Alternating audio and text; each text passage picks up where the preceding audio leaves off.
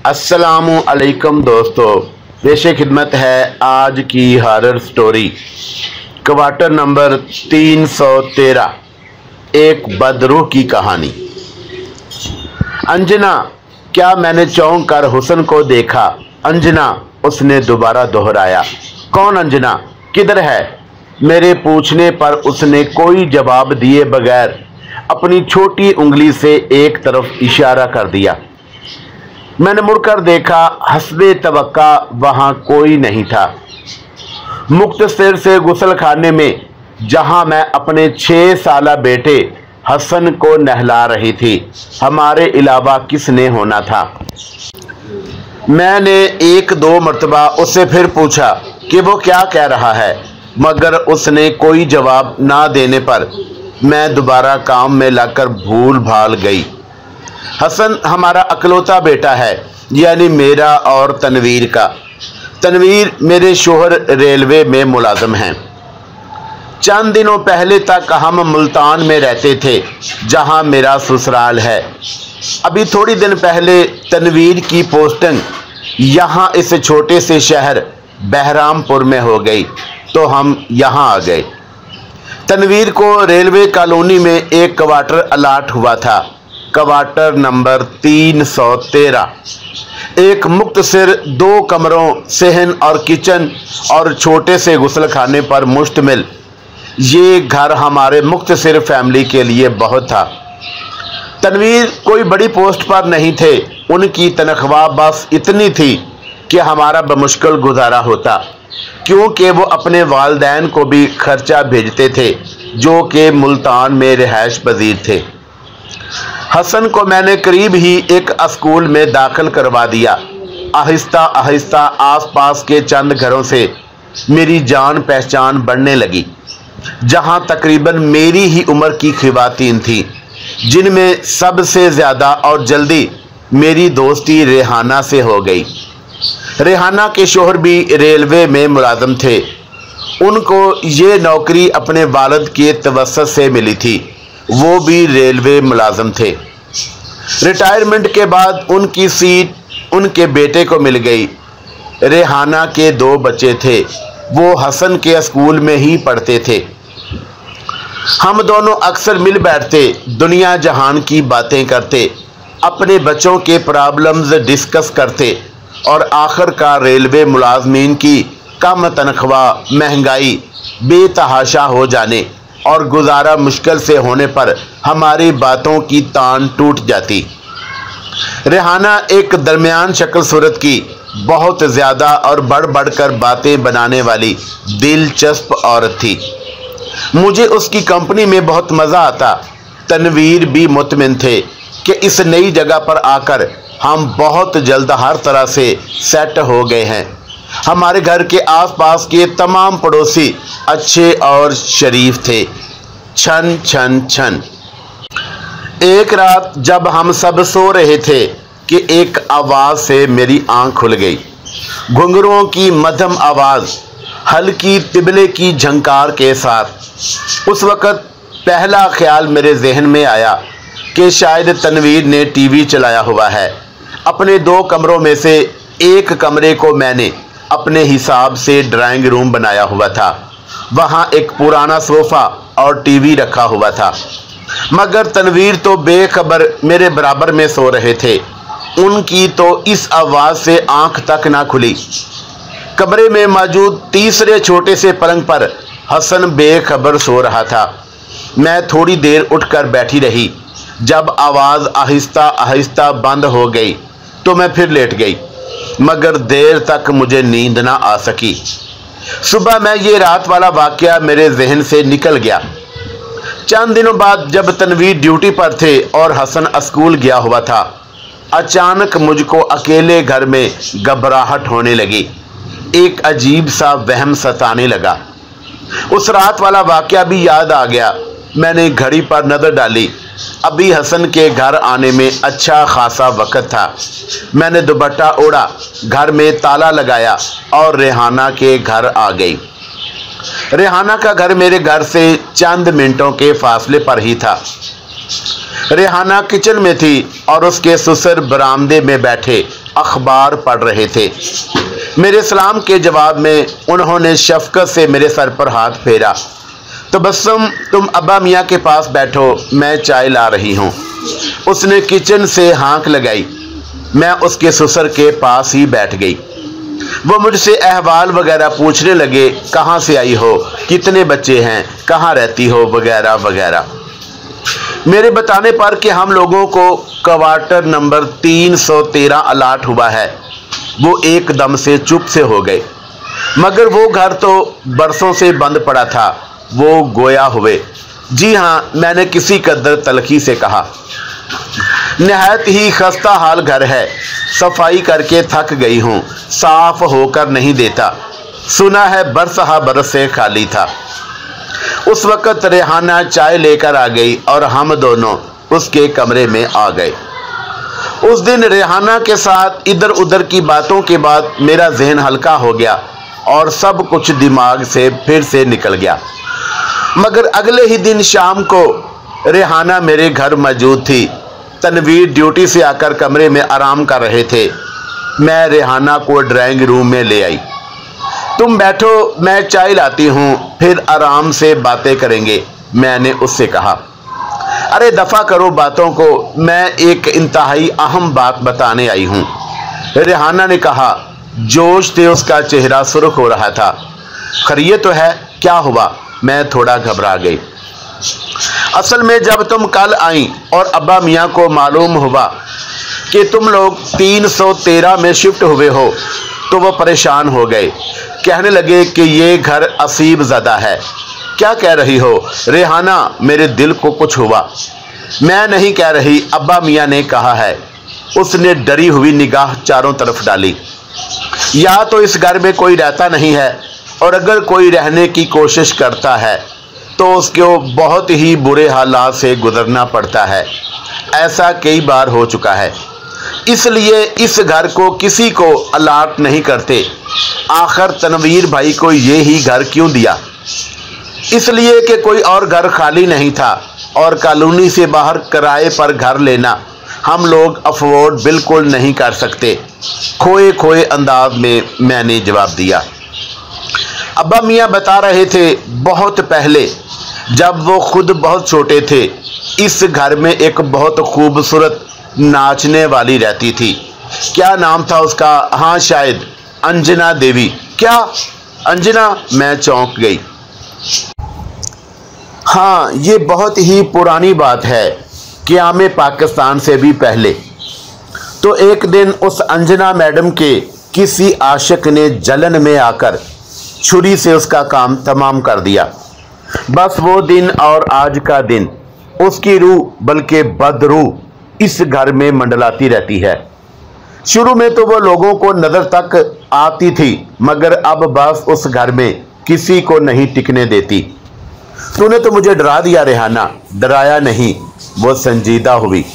मुझे अब्बा मियाँ ने भेजा है कि तुमसे कहूँ कि पहली फुर्सत में घर बदल लो। दिमाग खराब हो गया है, तुम्हारा भी और तुम्हारी सहेली का भी। अभी रेहाना रुखसती हुई थी, तनवीर भुनाए हुए कमरे से निकल आए। मुझे उनको कुछ भी बताने की जरूरत नहीं पड़ी, क्योंकि वो कमरे में लेटे अपने कानों से सब सुन रहे थे। एक औरत की बरसों पुरानी रूह लोगों को इस घर में टिकने नहीं देती। सब बकवास है। भला ऐसा मुमकिन है? नहीं पॉसिबल। ऐसा सिर्फ डरावनी कहानियों में होता है, हकीकत में ऐसा है। मरने के बाद रूह जिस्म से निकल जाती है और कभी वापस नहीं आ सकती। तनवीर मुझे समझा रहे थे। मगर तनवीर, मैंने खुद एक रात घुंघरुओं की आवाज़ सुनी थी, और फिर हाँ, मुझे अचानक याद आया, हसन भी एक दिन अंजना नाम पुकार रहा था। हो सकता है हसन ने स्कूल में कुछ सुना हो, तनवीर ने सोचते हुए कहा। आखिर ये तो हकीकत है कि कभी पहले इस घर में अंजना नामी औरत रहती थी। कोई कह रहा होगा ये बच्चा इस घर में आया है और ये नाम उसके जहन में रह गया हो। मगर वो घुंघरुओं की आवाज़, ओफो, वो चिढ़ गए। आखिर तुम क्यों बजिद हो कि वो आवाज़ अंजना के घुंघरुओं की थी? वो तुमको क्यों इंटरटेन करेगी? ہو سکتا ہے کہ وہ آواز باہر سے آ رہی ہو۔ تنویر نے ایک طرح سے قصہ ختم کر دیا۔ میں بھی چپ ہو گئی۔ چھن چھن چھن۔ مگر پھر ایک رات کئی دنوں کے بعد جب میں یہ سب بھولنے لگی تھی، ایک بار پھر گھنگرو چھلکنے لگے۔ نہ صرف گھنگرو بلکہ ساتھ طبلے کی سنگت۔ میری آنکھ کھل گئی۔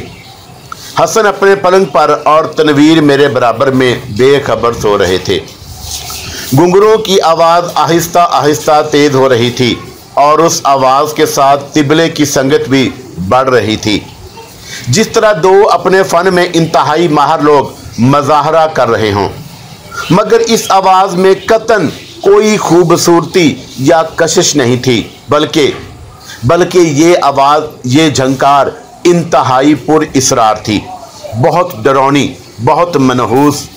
میں نے تنویر کو آوازیں دینے کی کوشش کی، تنویر، مگر میرے منہ سے نہایت آہستہ آواز برآمد ہوئی۔ میرا دل خوف کے مارے بند ہونے لگا۔ آواز اس قدر تیز ہو گئی کہ میز پر رکھے برتن بجنے لگے۔ ایسا لگنے لگا گھنگروؤں کا فن دکھانے والی کمرے کے اندر داخل ہونے لگی ہے۔ حیرت کی بات ہے کہ اس تیز شور کے باوجود تنویر اور حسن بے خبر سو رہے تھے۔ آواز کمرے کے دروازے کے انتہائی قریب آ گئی۔ لگا کہ بس اب یا تب کوئی اندر آ جائے گا، شاید ناچتے ہوئے اس مکروہ تال پر۔ میں نے چیخ مار دی، مگر اسی وقت اچانک مسجد سے اللہ اکبر کی صدا گونجی۔ مجھے باقاعدہ ایسا لگا کہ کوئی ٹھٹک کر رکا ہے۔ تال اچانک ہلکی ہوئی اور پھر ختم ہو گئی۔ میں بستر پر بیٹھی تھر تھر کانپ رہی تھی۔ نہ جانے کب اذان کی مبارک آواز رکی اور نہ جانے کب میں بستر پر گر کر جیسے بے ہوش ہو گئی۔ اف تبسم، تم کو کیا ہو گیا ہے؟ میری توقع کے خلاف تنویر کو آج بھی میری بات پر یقین نہیں آیا۔ مجھ کو نہیں، آپ کے دماغ کو کچھ ہو گیا ہے تنویر، میں نے انتہائی تلخی سے کہا۔ میں آپ کو کیسے یقین دلاؤں کہ میں نے جو کچھ بتایا وہ ایک ایک لفظ سچ ہے؟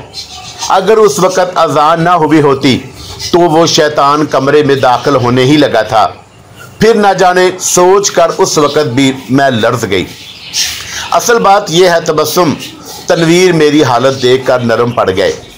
تم نے اپنی سہیلی ریحانہ اور اس کے سسر کی باتوں کو سر پر سوار کر لیا۔ تم نیند میں دیکھے واقعات کو سچ سمجھنے لگی ہو، ورنہ ان باتوں میں کوئی سچائی نہیں ہوتی۔ مرنے کے بعد کوئی بھی کبھی بھی واپس نہیں آتا، اور پھر اتنے سالوں کے بعد آپ نہ مانے، میں نے حتمی انداز میں کہا، نہ اب میں اس گھر میں چند منٹ اور رہوں گی، نہ میرا یہ معصوم بچہ۔ مگر تبسم، میری جان، تنویر گڑبڑا گئے۔ میں اچانک دوسرے گھر کا بندوبست کیسے کروں؟ اور اگر گھر مل جاتا ہے تو اس کا کرایہ، ایڈوانس۔ ان کی اصل پریشانی ان کی زبان پر آ گئی۔ کچھ بھی ہو تنویر، کرایہ، ایڈوانس، پیسے زندگی سے زیادہ نہیں ہوتے۔ آپ اگر یہاں سے نہیں جا سکتے تو مجھے اور حسن کو کچھ دنوں کے لیے واپس ملتان بھیج دے، میں نے التجا کی۔ ٹھیک ہے، کچھ دیر سوچنے کے بعد وہ گویا ہوئے، میں تم لوگوں کو کل کی ٹکٹ کروا دیتا ہوں۔ تم کچھ دن ملتان واپس جاؤ، جب تک میں کوشش کرتا ہوں کہ کوئی اور گھر مل جائے، بے شک مزید چھوٹا کیوں نہ ہو۔ کل نہیں، آج رات، میں نے کہا۔ تنویر مجھ پر ایک نظر ڈال کر رہ گئے۔ میں جلدی اپنا اور حسن کا سامان پیک کرنے لگی۔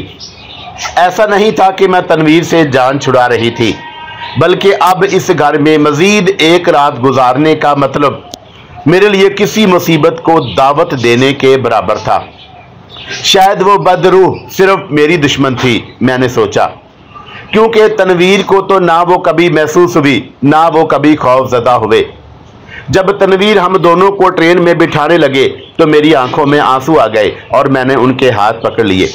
پلیز تنویر، آپ میری بات پر یقین کریں، میں سچ بول رہی ہوں۔ آپ جلد ہی کسی گھر کا بندوبست کر لیں، میرا آپ کے بغیر بالکل دل نہیں لگے گا۔ تنویر نے اسبات میں سر ہلا کر پیار سے میرا گال چھوا۔ جب ٹرین چل پڑی تو تنویر اسٹیشن سے نکل گئے۔ मेरा दिल उदास हो गया। मैं जानती थी कि तनवीर को मेरी बातों पर बिल्कुल यकीन नहीं और वो अपनी जिद के पक्के हैं। हरगिज़ भी मकान तलाश करने में जल्दी नहीं करेंगे। न जाने कितने महीने अब उनसे दूर रहना पड़ेगा, मैंने उदासी से सोचा। तनवीर ने बिस्तर पर करवट बदली। नींद उसकी आंखों से कोसों दूर थी। शादी के बरसों बाद पहला इत्तेफाक था कि तबस्सुम उसके साथ नहीं थी और उसने हसन के खाली पलंग को देखा। ये सारा फसाद इस औरत का फैलाया हुआ है। गुस्से की एक लहर उसके दिमाग से टकराई। ना वो उल्टी सीधी बातें तबस्सुम के सामने दोहराती और ना तबस्सुम रातों को यूं डरा करती। खैर देखते हैं, कोशिश करूंगा कि 1-1.5 महीने में तबस्सुम के दिमाग से ये खन्नास निकल जाए और वो घर वापस आ जाए। इसी घर में उसने साइड टेबल पर पड़ी सिगरेट उठाई और होंठों में दबा ली। सिगरेट जलाने के लिए लाइटर जलाया, मगर लाइटर की रोशनी में दरवाजे के सामने बाहर सेहन पर एक साया लहरा रहा था। लंबा लिबास पहने, पशवास की तरह, जैसे पहले नाचने वालियां पहना करती थी। वो बिल्कुल आसानी से ये साया देख सकता था। साया कदम ब कदम कमरे की तरफ बढ़ रहा था। अचानक पीछे से किसी ने तिबले पर ताल दी।